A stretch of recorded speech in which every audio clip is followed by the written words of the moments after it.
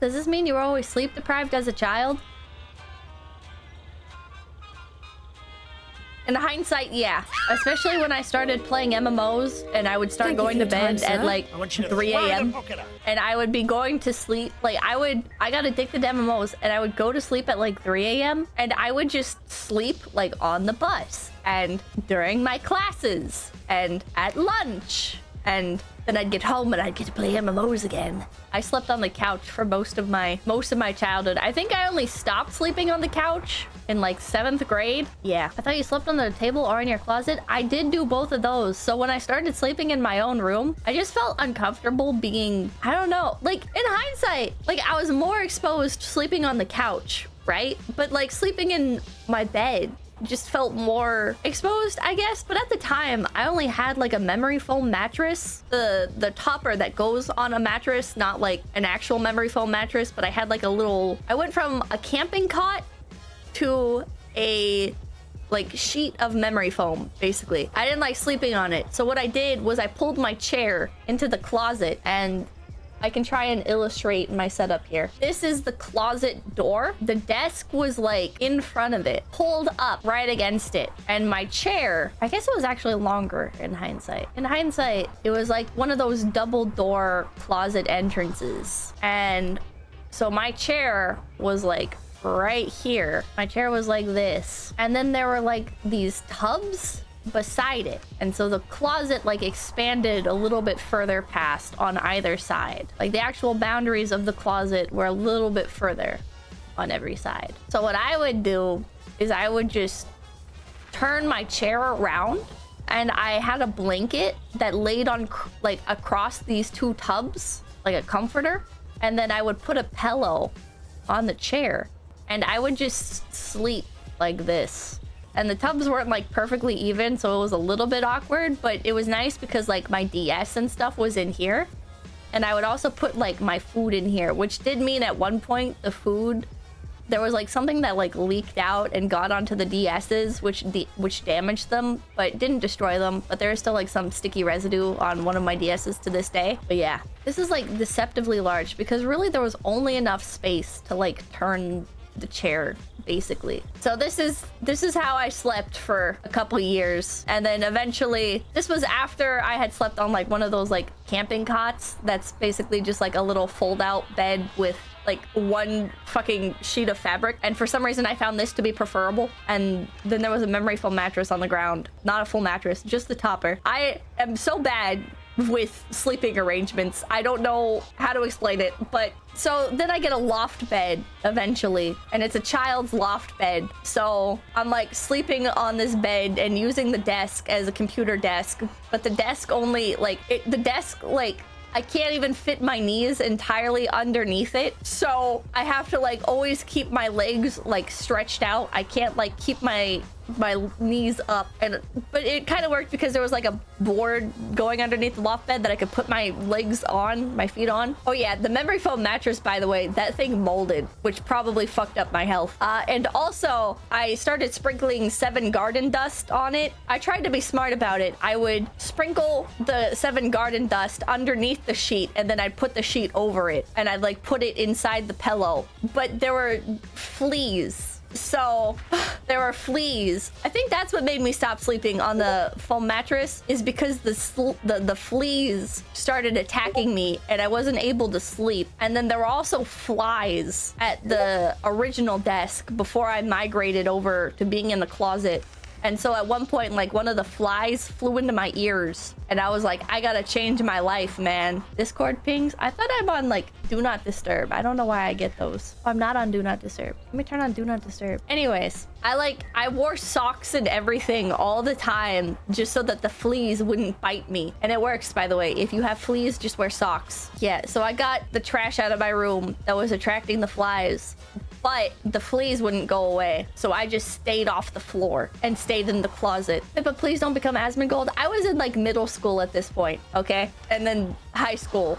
but that's besides the point. So eventually I get a loft bed, right? The loft bed, it's a child's bed, but whatever. So I'm like, how could I make this situation also bad? And I find a pigeon in the road. It's the 4th of July and I find a pigeon on the road. And I have moved the mildewed memory foam mattress topper off of the floor and onto the bed because I can't put a real mattress on there or else the guardrails will be too like I'll just be too close to the ceiling and it's gonna like be above the guardrails and stuff because it's a child's bed. It's made for like a very thin mattress. So I just reuse my mildewed fucking memory foam topper. Anyways, I find a pigeon on the 4th of July in the middle of the road and I take it and I decide to raise this pigeon. I don't remember what I fed it or how or what I used for water, but I had this pigeon in my room for like a year and it wasn't in a cage. It was just in the room.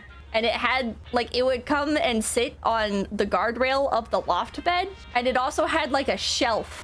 There was a bookshelf that it would sit on top of that I never once cleaned in that entire year. So there was like a pile of bird shit on this fucking bookshelf. He was truly your friend. This pigeon was my friend. So I would sleep and the pigeon would watch me sleep and hang out beside me. I couldn't touch it. I didn't try to touch it. The pigeon was just my roommate. And so in hindsight, given the fact that I never like vacuumed in there really, I did try eventually to really vacuum the room. However, I don't think the fleas literally ever went away. They were like these huge fleas and I just accepted the fact that I had to wear like thigh-high socks in order to keep the fleas at bay. Jesse says, thank you. I love pigeons. They're the cutest of birds. They are. Jake the Surgeon, thank you. Are you a goblin? I think I fucked up my health massively by sleeping in 7 guarded dust and keeping a wild pigeon in my bedroom. I think that might have led to some potential health issues down the road. Mr. Tuesday, thank you.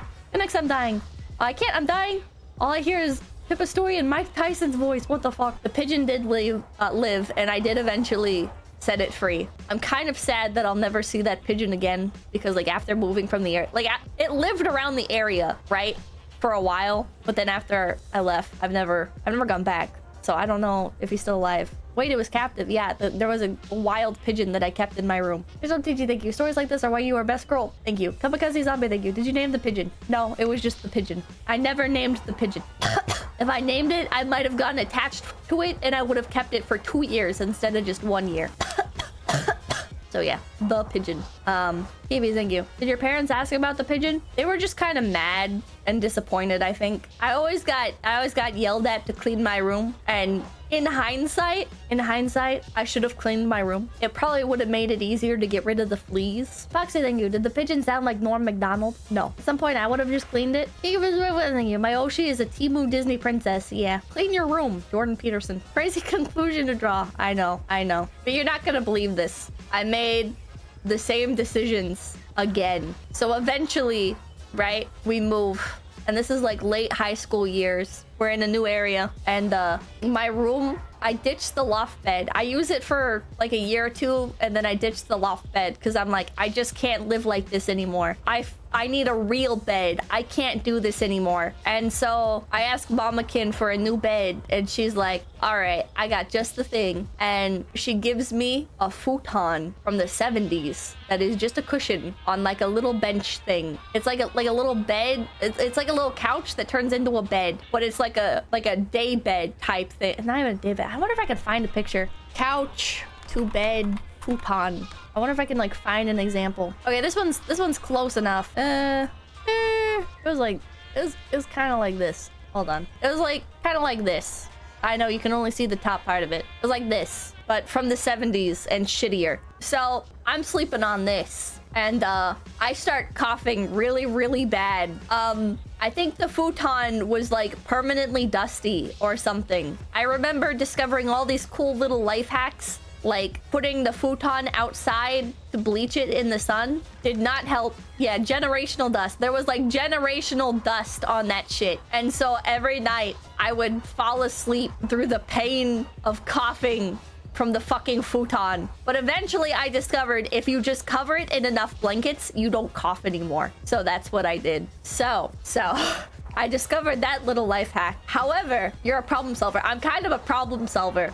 Samuel, thank you. The futon just had a asbestos stuffing is all. However, I am also a creator of problems. Not just a solver of problems, but a creator of problems. And so I continued to let trash accumulate in my room heavily. A lot of trash in my room. And it would mold. And I'd had to like keep the window open so I could breathe because the cough came back. It was so bad that it wasn't like I couldn't even just keep the window open. It was so bad that it just hurt to be in the room breathing. The mold was so bad. At one point, there was a maggot on the wall and I didn't know what it was. So I sent a picture in the group Skype chat for my guild and I asked, what is this? And they said, that's a maggot, dude. And I'm like, oh,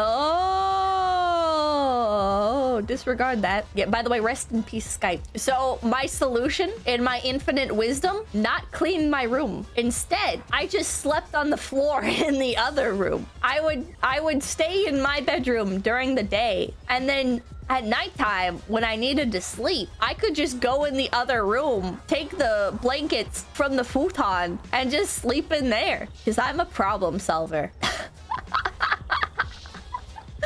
I am a problem solver. You really didn't want to clean your room? No. No, I did not. I did not want to clean my room. Because I'd bring out moldy dishes, and my parents would understandably get mad at me, right? Because I'm bringing out moldy dishes. They don't want to see that. So it became like a vicious cycle of the problem would accumulate and then, or even like before I got moldy, right? I would be hoarding dishes. So I would bring out the dishes and my parents would be like, why do you have so many damn dishes in your room? And so then I would just hoard them for longer. So I had less frequent encounters. The real solution to my problem would have just been to take a dish out every time I leave the room. But even still to this day, I'm no good at that. I'm still no good at that. I try.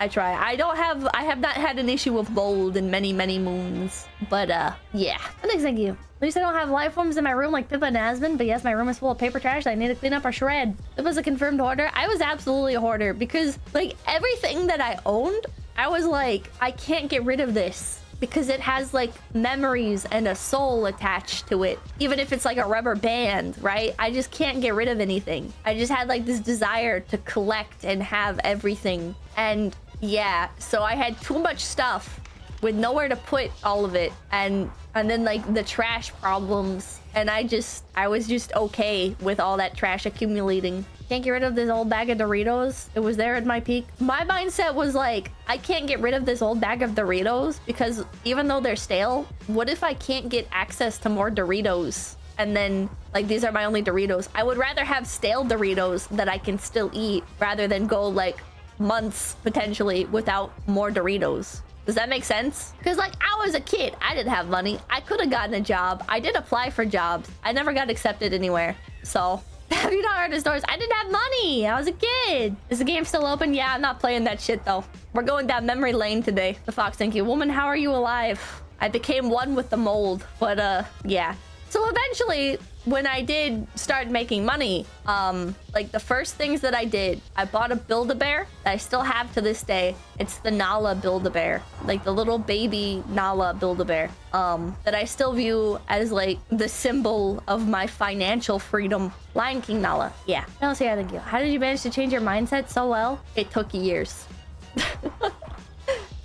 I bought a bed and a mattress. Wait, I might be able to find like the exact Amazon listing because it should still be like in my order history, right? Oh, I've got to sign in. Can I just sign in?